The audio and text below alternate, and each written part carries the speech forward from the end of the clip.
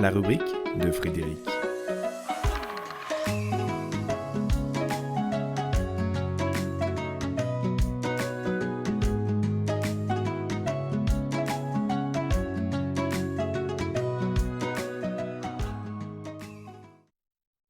Supérieur? Pas vraiment. Il faut être sérieux sans se prendre au sérieux. Engagé tout en ne prenant pas parti.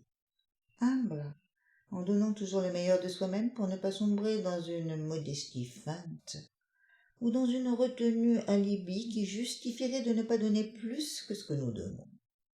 Pas simple ce juste milieu qui n'en est pas un, puisqu'il est un point changeant à chaque instant, se déplaçant en permanence pour ne pas verser vers un plus qui serait trop, ou un moins qui ne serait pas assez. À chaque pas, l'opportunité d'un ajustement, l'occasion d'un nouvel équilibre à trouver pour ne pas risquer l'enlisement dans une compréhension qui se croirait pérenne et nourrirait un orgueil de sachant qui inhibe toute progression. Car l'orgueil est un mal qui guette quiconque s'affiche en supérieur, même si ce n'est que dans son fort intérieur. L'orgueil, c'est cet état de supériorité auquel on adhère, tant il conforte une autosatisfaction dans laquelle on s'enferme, en jetant alentour un regard sans concession sur les autres et leurs limites. C'est une façon de se croire au-dessus. Mais il n'est pas utile de faire le bon, le m'as-tu vu, le je sais tout, pour donner à l'orgueil ses lettres de toute puissance. Non, non. L'orgueil a ceci d'insidieux qu'il se loge sous les dessous du paraître. Celui qui se compare fait preuve d'orgueil. En plus, il se prend pour ce qu'il n'est pas. En moins, il prend l'autre pour ce qu'il n'est pas.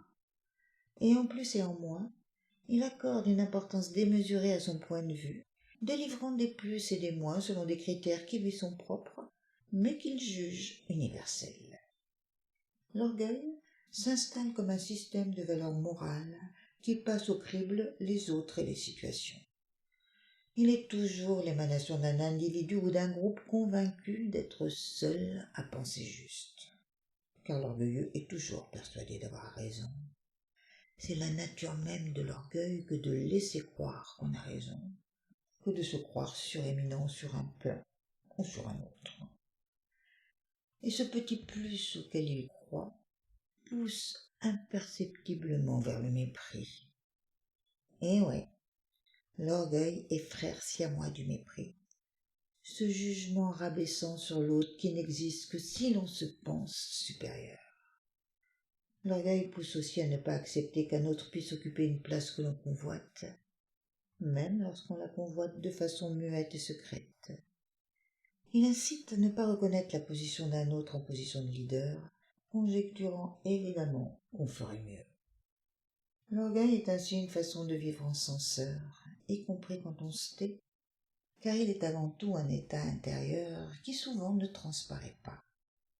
En soi, l'orgueil ne serait pas un problème s'il n'était l'expression d'un mur invisible qui se dresse entre les individus et les coupes de toute rencontre véritable. Ce ne serait pas un problème s'il n'était pas un rempart à l'amour et une sacrée manière de se prendre pour ce que l'on n'est pas. L'orgueil est toujours dommageable pour l'ensemble.